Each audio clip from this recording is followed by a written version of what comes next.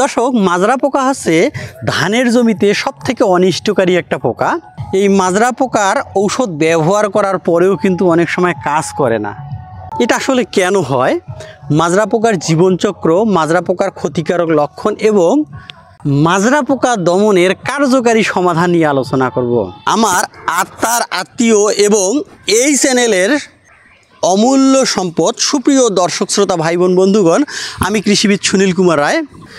দেশ এবং দেশের বাইরে থেকে যারা এই ভিডিওটি দেখছেন, কৃষি রকমারি সেবা ইউটিউব চ্যানেলের পক্ষ থেকে জানাচ্ছি হৃদয় নিংড়ানো ভালোবাসা, প্রীতি ও শুভেচ্ছা। আজকের এ পর্যায়ে আমরা জানব মাজরা পোকার জীবনচক্র, মাজরা পোকার ক্ষতিকারক লক্ষণ এবং কার্যকারী সমাধান নিয়ে বিস্তারিত জানতে সাথে থাকুন। তো বন্ধুরা, এখন আমরা জানব মাজরা পোকার পরিস্থিতি এবং জীবনচক্র। মাজরা পোকা হচ্ছে লেপিডপ্টেরা বর্গের একটি পোকা। সমস্ত প্রজাপতি এবং মথ টাইপের যতগুলো পোকা আছে সমস্ত পোকাই কিন্তু লেপিডপ্টেরা বর্গের পোকা।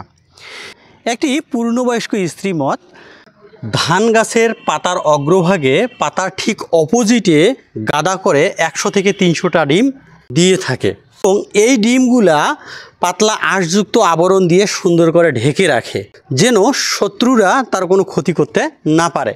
মাজরা পোকার জীবনচক্র 4টি ধাপে সম্পন্ন করে: ডিম, লার্ভা, পিউপা এবং পূর্ণাঙ্গ পোকা। 7 থেকে 8 দিনের মধ্যে ডিম ফুটে সেগুলো লার্ভায় রূপান্তর হয়। এই লার্ভা 3 থেকে 4 সপ্তাহের মধ্যে কিন্তু পিউপায় রূপান্তর হয়, তবে শীতকালে সেটা অনেক সময় 8 সপ্তাহ পর্যন্ত সময় লাগে। পিউপা 7 থেকে 12 দিনের মধ্যে কিন্তু পূর্ণাঙ্গ পোকায় রূপান্তর হয়। এখন আমরা জানব মাজরা পোকা আক্রমণের ক্ষতির আসলে কি কি লক্ষণ দেখা দেয়। সদ্য ফোটা কীড়াগুলো 2 থেকে 4 দিন খোল পাতার আঁশ খেয়ে বেঁচে থাকে এবং পরবর্তীতে তারা কাণ্ডের ভিতরে চলে যায় এবং কাণ্ডের ভিতরের নরম অংশ খেয়ে ফেলে। কাণ্ডের ভিতরে নরম আঁশ খাওয়ার কারণে কুশি অবস্থায় কুশি মারা যায়, ফলে মরা ডিগ চোখে পড়ে এবং শীষ অবস্থায় আক্রমণ হলে সাদা শীষ দেখা যায়। মরা কুশি কিংবা সাদা শীষ টান দিলে হাতের মধ্যে সহজেই চলে আসে এবং সেখানে কিন্তু পোকার মল দেখা যায়। অনেক সময় ধানের মাজরা পোকার আক্রমণ এবং ব্লাস্ট রোগের আক্রমণের লক্ষণ একই রকম দেখা গেলেও দুটি কিন্তু সম্পূর্ণ আলাদা। মাজরা পোকার লক্ষণ হচ্ছে, যদি সাদা শীষ দেখা যায়, টান দিলে কিন্তু সহজে হাতের মধ্যে চলে আসবে এবং সেখানে পোকার মল দেখা যাবে এবং কাটা অংশ চোখে পড়বে। অপরপক্ষে আমরা যদি ব্লাস্ট রোগের কারণে আক্রান্ত শীষ টান দেই, সহজে হাতে কিন্তু চলে আসবে না। দুটো সম্পূর্ণ আলাদা আলাদা বিষয়। অনেক সময় ধান খেতে মাজরা পোকার কীটনাশক সঠিক মাত্রায় ব্যবহার করার ফলেও ধান খেতে মাজরা পোকার মরা শীষ এবং মরা ডিগ দেখা যায়। এটার আসলে কারণটা কি একটু জেনে নেই। ফসল পরিদর্শনের সময় অনেক সময় চোখে পড়ে যে 1% বা সর্বোচ্চ 2% মাজরার আক্রমণ হয়ে গেছে। সেটা হতে পারে সাদা শীষ কিংবা মরা ডিগ।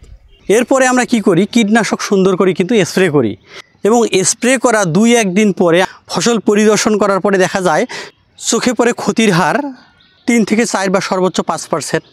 এটা আসলে কেন হয় একটু জেনে নেই। মাজরা পোকা কুশি কিংবা শীষ কাটার সাথে সাথে কিন্তু সেটা মারা যায় না, মারা যেতে 2-1 দিন সময় লাগে। আরেকটু পরিষ্কার করে বলি, আমরা যখন ফুল কেনার জন্য দোকানে যাই, দেখবেন ফুল যেদিন হারভেস্ট করছে সেদিন থেকে খুচরা কাস্টমারের কাছে বিক্রি পর্যন্ত যে সময়টা লাগে সেটা কিন্তু 3 থেকে 5 দিন। সাথে সাথে যদি মারা যাইতো তাহলে আমরা কখনো তাজা জিনিস পাইতাম না। এই ফুলগুলো তাজা থাকার প্রধান কারণটা হচ্ছে পানির সংস্পর্শে থাকে এবং তার মধ্যে জলীয় অংশ থাকে বিধায় সে তত সময় পর্যন্ত সজীব থাকে। আমাদের ধানের ক্ষেত্রেও কিন্তু ঠিক একই রকম অবস্থা। মাজরা পোকা দ্বারা ক্ষতিগ্রস্ত শীষ বা কুশিগুলো সাথে সাথে মারা না যাওয়ার কারণ হচ্ছে সেখানে জলীয় অংশ থাকে। উদ্ভিদের মধ্যে 2টা প্রক্রিয়া কিন্তু সবসময় চলে, একটা হচ্ছে শ্বসন প্রক্রিয়া, একটা হচ্ছে প্রচ্ছেদন প্রক্রিয়া। শ্বসন প্রক্রিয়ায় ধান গাছটা থেকে কাটা যে কুশিটা বা কাটা যে শীষটা সেটা কিন্তু পানি পাচ্ছে না। অপর দিক থেকে দেখেন প্রচ্ছেদন প্রক্রিয়ায় পানিটা বাইর হতেই থাকতেছে, ফলে কিন্তু মারা যায় এবং এই প্রসেসটা হতে 2-1 দিন সময় লাগে। এই কারণে আমরা স্প্রে করার পরেও দেখা যায় যে ক্ষতির যে লক্ষণগুলো সেটা কিন্তু আমাদের চোখে পড়ে। আসলে যে শীষটা কাটছে আমাদের স্প্রে করার আগেই কিন্তু এই শীষটা কেটে দিয়েছে, ফলে কিন্তু কি হয়, স্প্রে করার পরেও আমাদের এই ক্ষতির লক্ষণটা কিন্তু চোখে পড়ে। বাংলাদেশের অনেক কীটনাশক ব্যবহার করার পরেও দেখা যায় যে জীবন্ত পোকা পাওয়া যায়। কারণটা হচ্ছে এই ধরনের কীটনাশকগুলা স্প্রে করার পরে পোকা প্যারালাইজড হয়ে যায়। প্যারালাইজড হলেও কিন্তু সে মারা যায় না, বেঁচে থাকে। এই পোকা দেখে আমাদের ধারণা হয় এই ঔষধ আসলে কাজ করে নাই। এরপরে আর একটা সমস্যা চোখে পড়ে, কীটনাশক সঠিক মাত্রা থেকে পরিমাণে কম কিংবা বেশি হলে এবং একই গ্রুপের কীটনাশক বছরের পর বছর ব্যবহার করলে পোকার রেজিস্ট্যান্ট গ্রো হয়ে যায়, পোকার সহনশীল ক্ষমতা কিন্তু অনেক বেড়ে যায়। বিষ দিলেও কিন্তু পোকা মারা যায় না, হয়তো একটু দুর্বল, কিছুদিন পর স্বাভাবিকভাবে তার জীবনচক্র সম্পন্ন করে। প্রশ্ন হলো, কৃষকরা সঠিক মাত্রায় ব্যবহার করার ফলেও আন্ডারডোজ হয়ে যায়। আসলে এটার কারণটা কি, যে কৃষকের হাতে আসলে কোনো ল্যাব বা পরীক্ষাগার নাই, তারা বুঝতেও পারবে না যে আসলে কোনটাতে সঠিক উপাদান আছে আর কোনটাতে কম উপাদান আছে।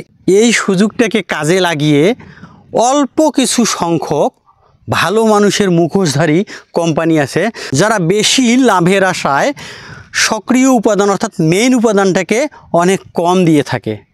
ফলে আপনি কিন্তু সঠিক মাত্রায় দিলেও কিন্তু আন্ডারডোজ হয়েই যায়। এই কারণে আপনারা যদি বালাইনাশক কিনেন তাহলে অবশ্যই একটা জিনিস মাথায় রাখবেন, সেটা হচ্ছে বিশ্বস্ত কোম্পানির কীটনাশক কিনবেন এবং আপনাদের কষ্টে অর্জিত ঘাম ঝরানো টাকা যেন বিফলে না যায়। এই কারণে আমি আপনাদেরকে পরামর্শ দেব, আপনারা স্কয়ার কোম্পানির পণ্য নির্ভয়ে ব্যবহার করতে পারেন। মাজরা পোকা দমনে কীটনাশক ব্যবহারের সঠিক নিয়ম এবং সঠিক পরিমাণ। ধানের চারা রোপণের 12 থেকে 15 দিন বয়সে আমরা প্রথম ইউরিয়া সার ব্যবহার করি।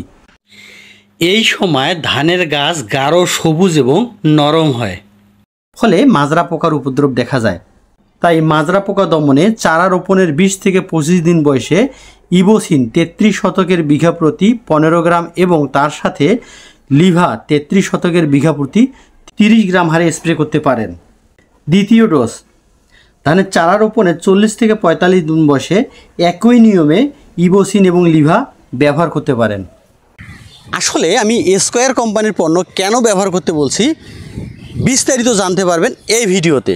স্কয়ার হচ্ছে বহুজাতিক একটি বাংলাদেশি কোম্পানি, যাদের 20টি প্রতিষ্ঠানে সর্বমোট 2022 সালের জরিপ অনুপাতে 65,000 লোকের কর্মসংস্থানের সুযোগ করে দিয়েছে এবং বর্তমানে ওই কোম্পানির কর্মী সংখ্যা আছে প্রায় 77,000-এর মতো।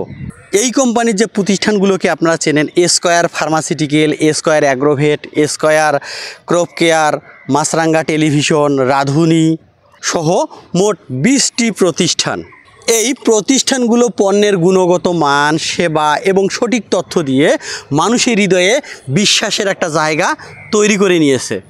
তাই এই কোম্পানির পণ্য আপনারা নির্ভয়ে ব্যবহার করতে পারেন। তো বন্ধুরা, যারা এখন পর্যন্ত আমার চ্যানেলটিকে সাবস্ক্রাইব করেন নাই, কৃষি বিষয়ে নিত্য নতুন এবং জানা অজানা তথ্যের জন্য চ্যানেলটিকে অবশ্যই সাবস্ক্রাইব করুন। এই ভিডিওটি কেমন লেগেছে এবং কৃষির কোন বিষয়ে আপনি ভিডিও দেখতে চান অবশ্যই কমেন্টে জানাবেন। এই ভিডিওটি যদি আপনাদের ভালো লাগে তাহলে লাইক এবং শেয়ার করে অন্য বন্ধুদেরকে জানাতে সহায়তা করুন।